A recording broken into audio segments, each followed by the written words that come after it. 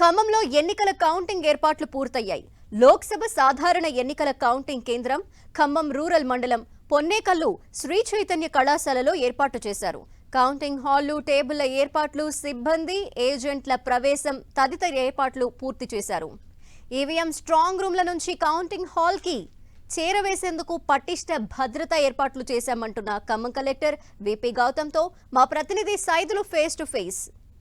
Parliament ఎన్నికల ఫలితాలకు సర్వం సిద్ధమైంది. ఏర్పాట్లకు సంబంధించి ఖమ్మం ఎన్నికల రిటర్నింగ్ అధికారి, అదేవిధంగా ఖమ్మం కలెక్టర్ గౌతమ్ ఉన్నారు. అడిగి తెలుసుకున్న సార్ ఎలా ఉన్న ఏర్పాటు. సో మనకు పార్లమెంట్ ఎన్నికలు కౌంటింగ్ అనేది మనం ఎంటైర్ పార్లమెంట్ కాన్స్టిట్యున్సీ మొత్తం కూడా ఒకటే కౌంటింగ్ సెంటర్లో మనం కౌంటింగ్ నిర్వహిస్తున్నాము.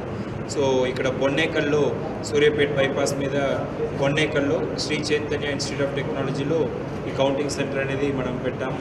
సో దీంట్లో 8 హాల్స్లో కౌంటింగ్ జరుగుతుంది సైమల్టేనియస్లీ. 7 అసెంబ్లీ నియోజకవర్గాలకు సంబంధించిన 7 హాల్స్, అది కాకుండా పోస్టల్ బ్యాలెట్ సంబంధించి ఒక సెపరేట్ హాల్, 8 హాల్స్లో ఈ కౌంటింగ్ అనేది జరుగుతుంది. దీనికి సంబంధించి ట్రైనింగ్ అన్నీ కంప్లీట్ అయిపోయినాయి, అరేంజ్మెంట్స్ అన్నీ కంప్లీట్ అయిపోయినాయి. మన సిబ్బంది అందరూ కూడా కౌంటింగ్కి సర్వం సిద్ధంగా. ఎంతమంది సిబ్బంది పాల్గొంటున్నారు? ఎప్పుడు కౌంటింగ్ స్టార్ట్ అవుతుంది? మనకు మొత్తం హాల్స్లో కౌంటింగ్ చేసే సిబ్బంది 600 మంది ఉన్నారు. అట్లానే దీని బయట ఈవీఎంస్ హ్యాండ్లింగ్కి, ఇది అయిపోయినాక ఈవీఎం సీలింగ్ అని చెప్పేసి 600 మంది ఉన్నారు. ఇది కాకుండా పోలీస్ సిబ్బంది 300 మంది ఉన్నారు. మొత్తం 1500 మంది ఈ కౌంటింగ్ ప్రక్రియలో భాగస్వామ్యం ఉన్నారు. ఇది పొద్దున మనకు 8 గంటలకల్లా కౌంటింగ్ స్టార్ట్ అవుతుంది. మ్యాక్సిమం బై 4 PM దాకా మనకు రిజల్ట్స్ వెలువడే అవకాశం ఉంది. కౌంటింగ్కి వచ్చేటువంటి ఏజెంట్లు కావచ్చు, రాజకీయ పార్టీల నేతలు కౌంటింగ్ ఎప్పుడు రావాలి, ఎన్ని గంటలకు వచ్చేసారు? కౌంటింగ్ ఏజెంట్స్ 6 గంటలకల్లా రావాలి. క్యాండిడేట్స్ వాళ్ళ చీఫ్ ఏజెంట్స్ 5 గంటలకల్లా రావాలి. ఎందుకంటే 5 గంటలకల్లా మనం అబ్జర్వర్ సమక్షంలో స్ట్రాంగ్ రూమ్ అనేది ఓపెన్ చేయడం జరుగుతుంది. 6 గంటలకల్లా కౌంటింగ్ ఏజెంట్స్ ఇక్కడ వస్తే ఇక్కడ మనం బ్రేక్ఫాస్ట్, లంచ్ కూడా ఇక్కడే ప్రొవైడ్ చేశాము. సో ఇక్కడ వచ్చి వాళ్ళు ఏ హాల్కి వెళ్ళాలి ఏంటిని తెలుసుకోవడం, అట్లనే 3 అంచెల భద్రత అనేది ఉంది. ప్రతి చోట్ల కూడా ఫ్రిస్కింగ్ ఉంటుంది. ఇవి అన్నీ చాలా టైం టేకింగ్ ఉంటుంది. సో మీరు 6 గంటలకల్లా వచ్చి 7 గంటలకల్లా మీకు పర్మిటెడ్ అయిన హాల్లో వచ్చి కూర్చోవాల్సిందిగా అనుకుంటున్నాను. పోస్టల్ బ్యాలెట్ ఓటు లెక్కింపు ఒకేసారి జరుగుతుందా, దఫల వారిగా జరుగుతుంది? ఇలా పోస్టల్ బ్యాలెట్ లెక్కింపు అనేది అన్ని సెగ్మెంట్స్ కలిపి పోస్టల్ బ్యాలెట్ ఒకే దగ్గర జరుగుతుంది.